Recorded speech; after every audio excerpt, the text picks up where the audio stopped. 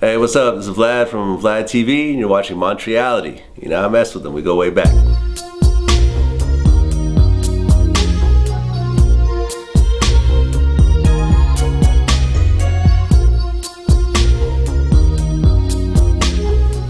My story. I was actually born in Russia. I moved here when I was 4 years old, and grew up in the Bay Area. Got into hip hop at a very early age. You know, when hip hop was actually first kind of making its way into the West Coast. You know, and the break dancing and the graffiti and stuff like that. You know, played around with production a little bit. Realized I wasn't really going to be one of the best at it, like a Dr. Dre or a DJ Premier. You know, got into DJing, which actually was a pretty nice match for me. You know, I became one of the top mixtape DJs at the time. You know, dropped a lot of projects that got a lot of critical acclaim, like Rap Phenomenon and so forth.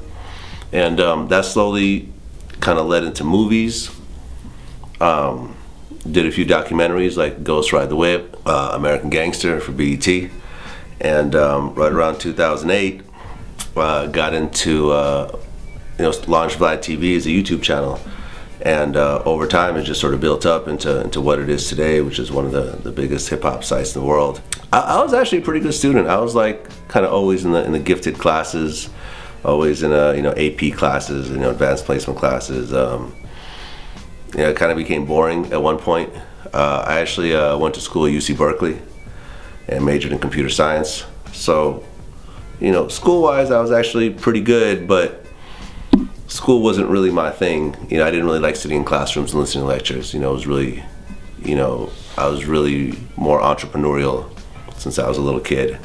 And, I always knew that my main focus was going to be in business. So, once I graduated and got my undergrad degree, that was it. I knew I wasn't going back to school after that. Man, I had a lot of jobs. I had a paper route. I used to mow lawns. I used to work in a sporting goods store. I used to make pizzas. I used to make sandwiches. I used to sell car stereos, and that was kind of like the first thing that kind of resonated with me a little bit. I was a salesperson, and that's where I kind of learned, making commissions and as opposed to just showing up at a job and working a certain number of hours, getting a paycheck. It was like, okay, well, the more effort and work I would put into it, the more money I would get, and that sort of set off, kind of the mentality that I still use today.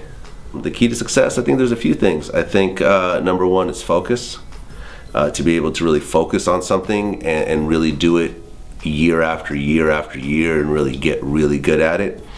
I think having a certain level of realism as to what it is you are good at and what you're not that good at. Like for example, like I was saying, at one point I was really into music production. I wanted to be the next Dr. Dre, but at one point I realized I wasn't going to be the next Dr. Dre. Maybe if I kept at it, I might have a hit single years down the line, but that wasn't really what I was aiming at. I wanted to be the best at something that I did. So, it's sort of like a know when to quit type of mentality, know when to cut your losses and actually move into something else. And also I think the power of relationships, knowing that strong relationships will get you to the farthest reaches. So a lot of my focus is to maintain relationships, and the stuff that we do, isn't always positive in terms of people that we work with, but we try to maintain a level of professionalism. I try to maintain a certain level of relationship with everybody because I know that ultimately I'm going to want to interview or network with some of those people. So, if things do get a little bit tense sometimes, I really do my best to humble myself and actually try to maintain a relationship as opposed to just say, fuck it, I'm going to put up what I'm going to put up. I do actually. But it's usually when I'm in some sort of like research mode on something that I don't really know something about. Like a few years ago, I really got into investing heavily. So I just read like 100 books. I got every book on the subject from every expert. Reading one book, you learn, about a few other books and so forth. So, especially like when the Kindle came out, I thought that kind of revolutionized the whole process of reading, because suddenly, you could have 100 books in your phone and you could be in a taxi and read a chapter on your way to your meeting. I tell certain people that you know, if I sell my company at one point, that I'm gonna become an inspirational speaker. You know, so I think it's really like an inspirational book of some sort. You know, and just to show people that, you know, if you really have a desire to do something, you know, you could start from nothing, you know. And honestly, like, especially in music, I really started from nothing. I moved out here in 2002 to New York with nothing, you know, sleeping on couches, you know, selling CDs out of a backpack, and to having a pretty successful business with a staff of like 20 people. So I think it would be something in that regard. Well, my favorite cartoon series is The Boondocks.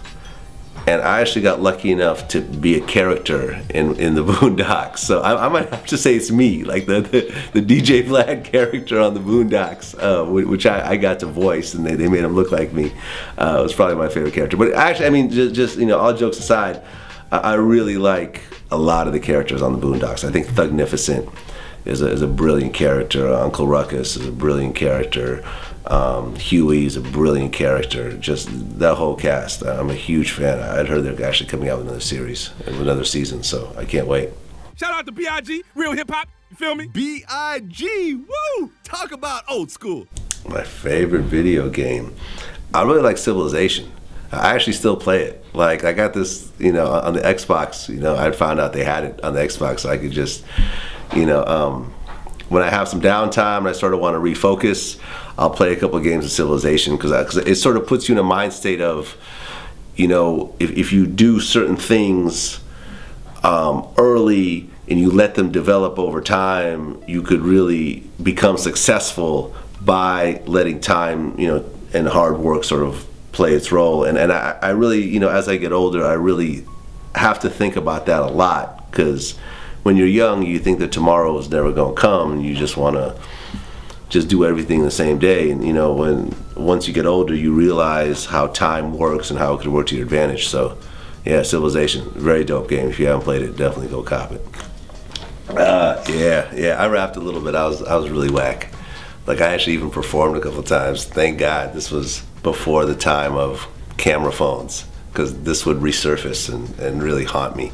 It was bad, because at the time it was like the hottest thing in the Bay Area was the hieroglyphics, and everyone was like rapping in a high-pitched voice. And if you hear my voice right now, how deep it is, that's kind of how it's been for a long time. So imagine me rapping with a high-pitched voice. It's really, really horrible, really horrible. I'm hoping none of the people that were there at the time will ever do an interview about it. I did like a 3 or 4 song demo with a friend of mine named James Excel, which surfaced recently. Like, you could find it on the web somewhere, where I did all the production, he did all the rapping, and it was, I mean, it wasn't really that good, but it's kind of cool that it sort of popped up again. Best rapper alive? That's a good question. I might have to say Kanye right now. I might have to say Kanye, because I guess he just always steals the show. You know, like whatever song he's on, it's like, it becomes a Kanye song. You know, and Jay is dope, and, you know, Big Sean is dope, and 2 Chainz is dope, and, you know, Kendrick is dope, and a lot of other people are dope, but like, I think like Kanye sort of takes it one step further than everybody else, you know. So yeah, right now I'll give it to Kanye. Jay-Z. You know, a lot of people give me hell over this, but I haven't really liked Nas since Illmatic, you know, and I love Illmatic. It's like literally like a top 5 album for me. It was like, when that album came out, that's all I listened to for like 6 months. It was one of the most brilliant albums ever, and it was interesting because it was like the first like kind of super producer album. It was like the first album where he got all the hottest producers, and it was like the passion, the humbleness was so there that it really put you in that New York kind of mind frame. But after that, I kind of just didn't really feel him as much, you know. Whereas Jay, I think, has consistently come out with really hot music. You know, I mean, he's had a few hiccups here and there, but in general, I mean, he does his thing. So yeah, definitely Jay. Tupac and Biggie. It's hard to say. It's hard to say. They're both dope. I'd have to say I'd have to put him on an even playing field. Mm-hmm. You know, I mean, what everyone pretty much says is, you know, Biggie's more lyrical, but Tupac has more passion in his music and stuff like that. I don't know. I mean, I might have to say Tupac, just because Tupac kind of had like that revolutionary sort of mentality along with the music, where it's just sort of, you know, kind of, you know, like a Bob Marley type of get up, stand up, you know, fight for your right type of thing that you know, that'll carry you beyond, you know, just the rapping and the wordplay and stuff like that. Like, you know, the whole thing of the world is just not as good of a place as it should be, and it really could be better, and we need to do things to make it better. I think that's something that's going to resonate forever. You know, just like how Bob Marley is going to resonate forever. And so I think in that regard, I'll give it to Tupac. I think there's a lot of them. There's a lot of gay rappers out there in the industry. I just think that the way hip hop is set up, it's just not an embracing culture when it comes to that type of thing. Frank Ocean came out the closet, but he was R&B. You know, it's one of those things where I think if someone is gay, and I've heard a few rumors of certain people who are, you know, stuff like that, I think that they would be too worried about their careers to really come out the closet and say, hey, I'm gay. Like, they would have to somehow be outed. But you know, if you look at gays in entertainment, they're very much drawn to entertainment. There's gay people in Hollywood, there's gay people in fashion and so forth. So it's impossible, you know, it's ridiculous to say that there's just no gay people in hip hop, but every other entertainment aspect there's a whole bunch of gay people. So I think it's there's a bunch of them, and I think that once society becomes more gay friendly, which it definitely has been becoming over the last 30-40 years, I think that more people are going to come out and actually say it. But I think it's someone's going to actually have to come out of the gate in the beginning and just say, I'm gay and this is a hit song and I'm going to keep on this path, and if you like it, cool, and if you don't like it, then fuck it, someone will like it. Man, there's this place in Berkeley called Steve's Korean Barbecue, which is my favorite place in the world. Like, I sometimes literally go across the country to just eat at this one restaurant. It's a little hole in the wall by UC Berkeley. You know, it's like $7, $8 for a dish. I absolutely love this place. You know, last meal, I'd probably eat that for breakfast, lunch, and dinner. Some glass pockets. I mean, got my Gucci wallet, you know, with a bunch of credit cards in it, some cash, a few business cards. This is actually, hold on, if I have this, is actually kind of cool. Let me see if this is in my wallet. Here we go.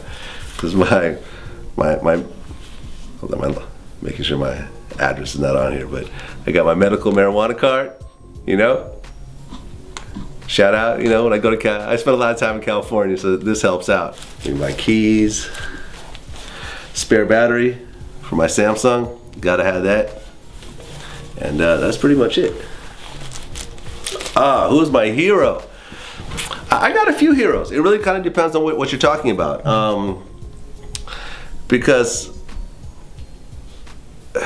role models, I feel, are very important in terms of what you're doing, because I've always been in the mind state where if I can meet someone that does something that I want to do and they explain to me how they did it, or I read about how they did it, it makes me feel like I could do it myself. So, you know, I'm a huge Warren Buffett fan. You know, like I mentioned, like I got into investing, so I read everything that Warren Buffett's really ever written or talked about.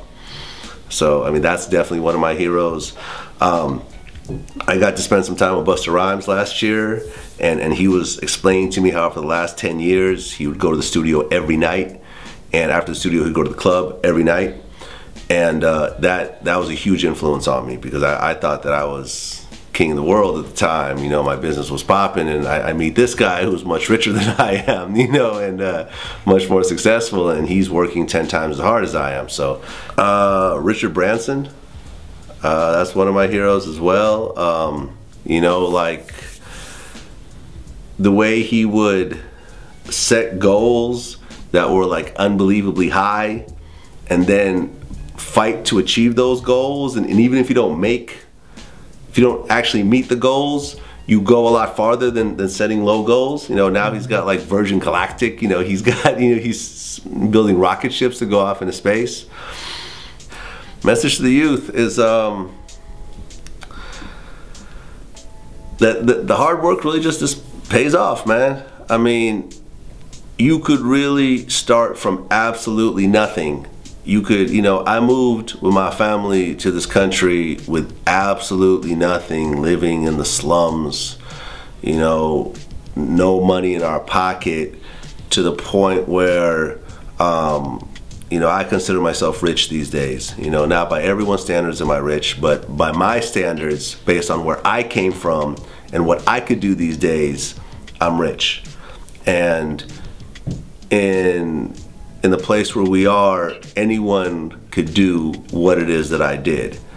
And, you know, try to find people around you that are successful and try to figure out what they did, and you could do it yourself. You know, it's not, you know, in America and Canada as well, you know, the possibilities are endless, and you could definitely do it.